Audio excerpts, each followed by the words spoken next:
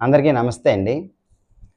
Friends, మీకు ఒక ఏంటంటే నేను ఎప్పుడు ఈ మధ్యని మనం ప్రయాగ్‌రాజ్ కుంభమేళాకి వెళ్ళొచ్చాననమాట. దాని తాలూకా విశేషాలు మీతో పంచుకుందాం అలాగని వీడియో చేయాలనిపించింది. అందుకే ఈ వీడియో చేస్తున్నాననమాట. అంటే అంటే ఏం లేదు. నేను ఎలా వెళ్ళాను, అక్కడ ఎక్కడెక్కడికి తిరిగాము, ఏమేమి చేసాము అలాంటివన్నీ మీతో చెప్తాననమాట. ఎక్కడెక్కడికి వెళ్ళాము, ఎలా వెళ్ళాము అన్నీ వివరంగా ఒక వీడియో చేద్దాం అనుకున్నాను. అందుకనే ఈ వీడియో చేస్తున్నాననమాట.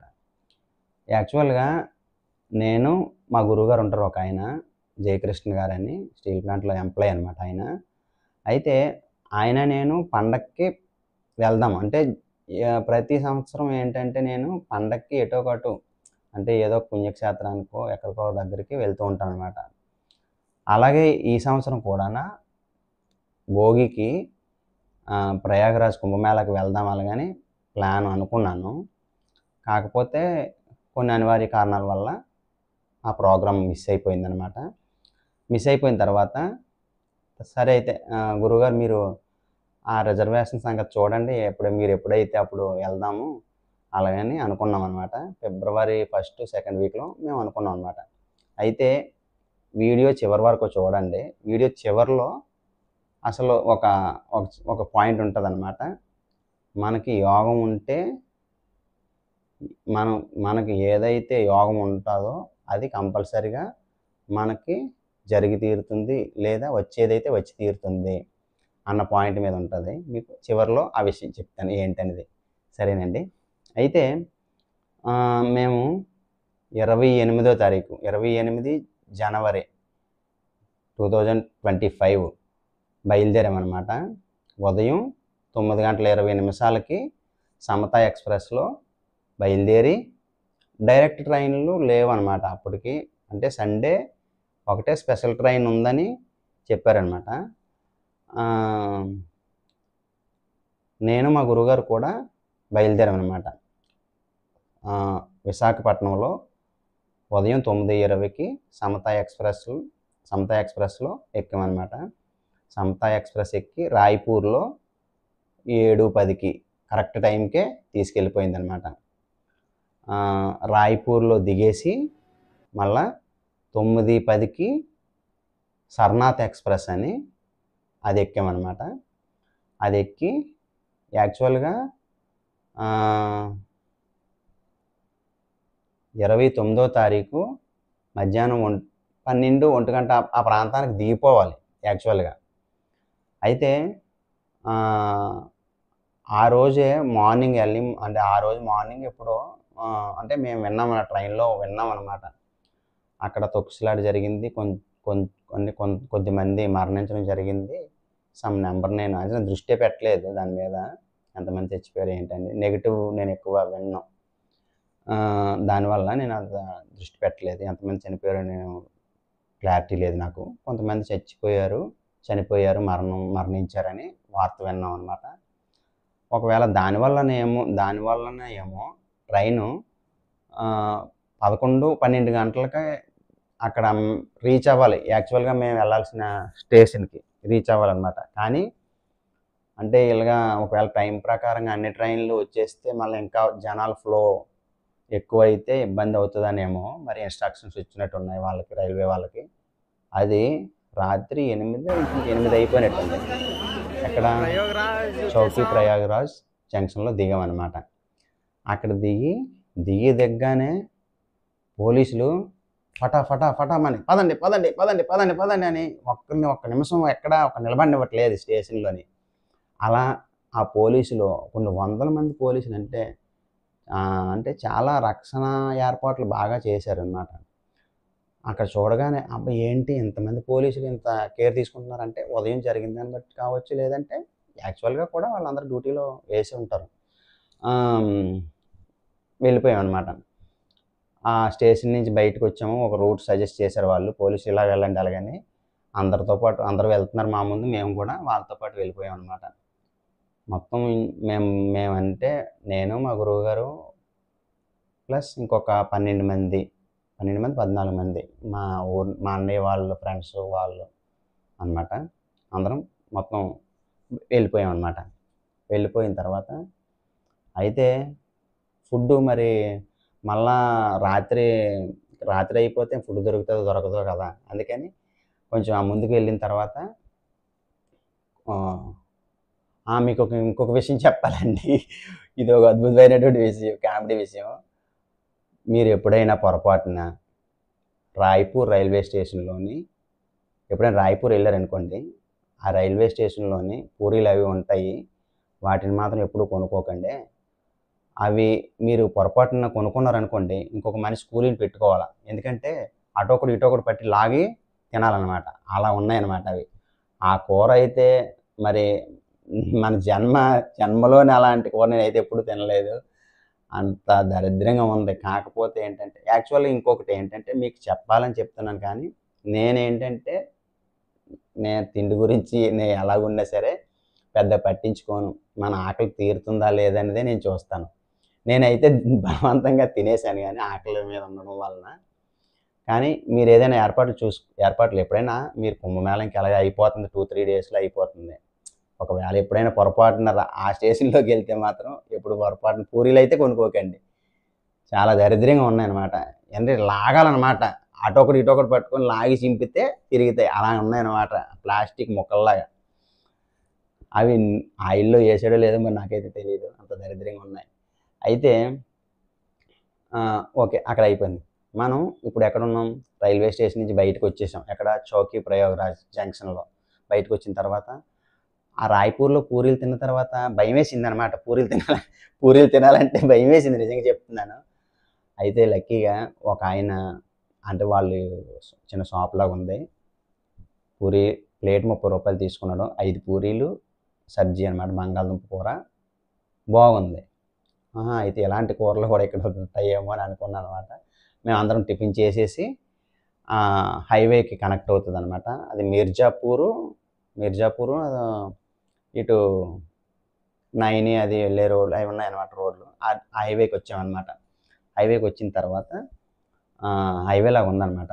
దానికి వచ్చిన తర్వాత జనాలు ఎటు చూసిన ఆ రోడ్డు నిండా ఇటు నుంచి వెళ్ళేవాళ్ళు, అటు నుంచి వచ్చేవాళ్ళు, ఫుల్ జనాలు. మీకు చూపిస్తాను వీడియోలోని. ఫుల్ జనాలు అనమాట. అయిపోయింది. స్టేషన్ నుంచి బయటకు వచ్చిన తర్వాత ఎలా వెళ్ళాలి, ఎక్కడికి వెళ్ళాలి, ఘాట్లు పేర్లు ఏంటి ఏమీ ఐడియా లేదు ఎవరికి, అంటే ఎవరు రీసెర్చ్ చేయలేదు. సరే అక్కడికి వెళ్ళిన తర్వాత వాళ్ళని వీళ్ళని అడిగితే బళ్ళు వెళ్తాయి, 100 రూపాయలు తీసుకుంటారు అన్నారనమాట. సరే అయితే అలాగని చెప్పి 100 రూపాయలు, అంటే ఒక బండి కుర్రోడు ఇద్దరిని ఎక్కించుకుంటున్నాడు అనమాట. ఇద్దరు ఒక 100 ఇవ్వాలన్నమాట. 100 రూపాయలు ఇచ్చి బండి ఎక్కిసాం అనమాట. ఎక్కేసిన తర్వాత తీసుకుని వెళ్ళిపోయాడు అక్కడ దగ్గరికి. అక్కడి నుంచి మళ్ళీ ఆ పోలీసులు ఆపేశారనమాట.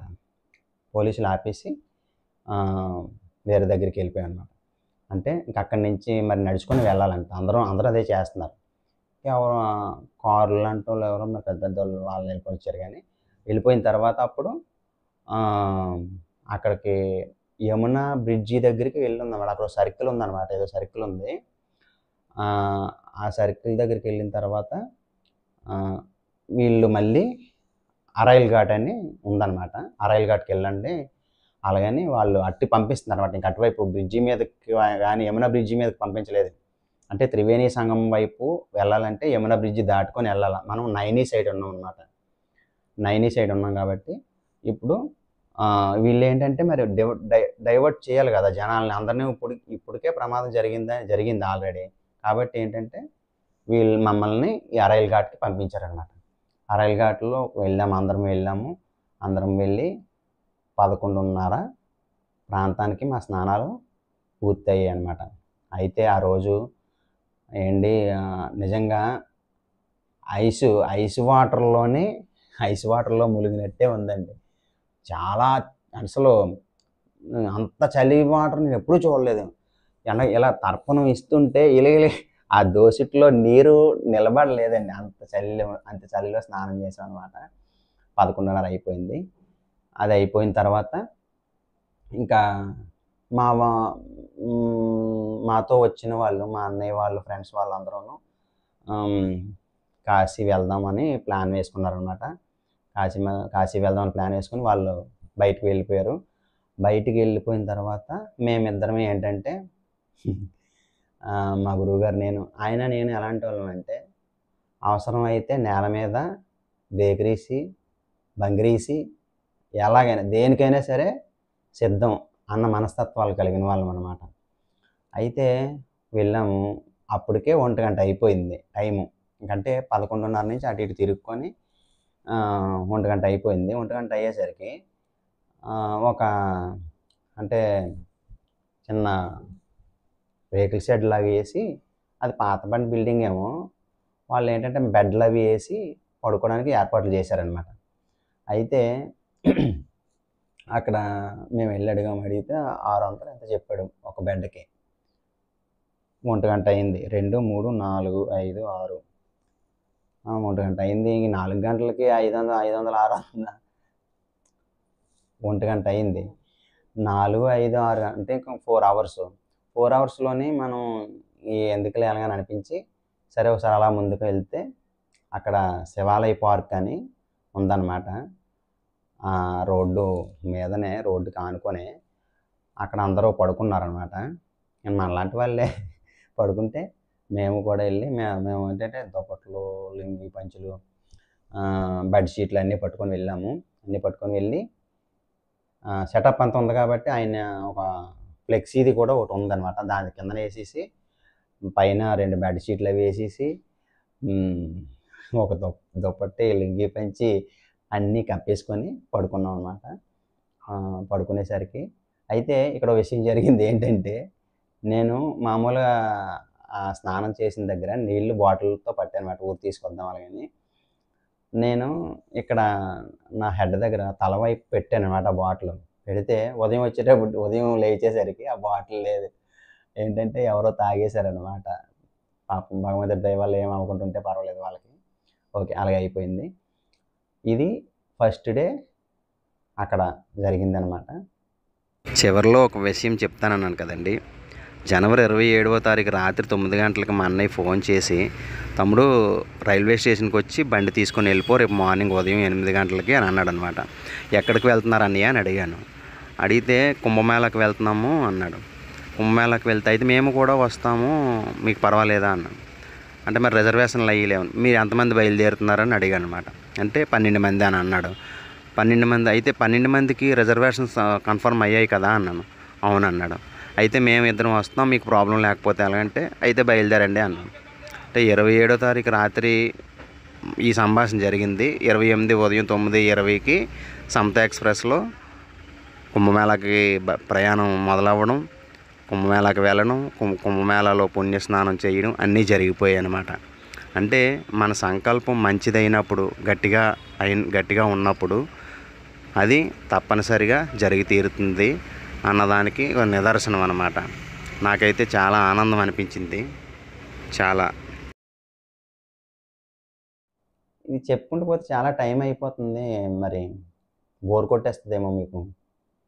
తర్వాత విషయాలు ఇంకొక వీడియోలో చెప్దాం. అలా చేద్దామా? ఓకేనండి. Thank you very much. నమస్తే.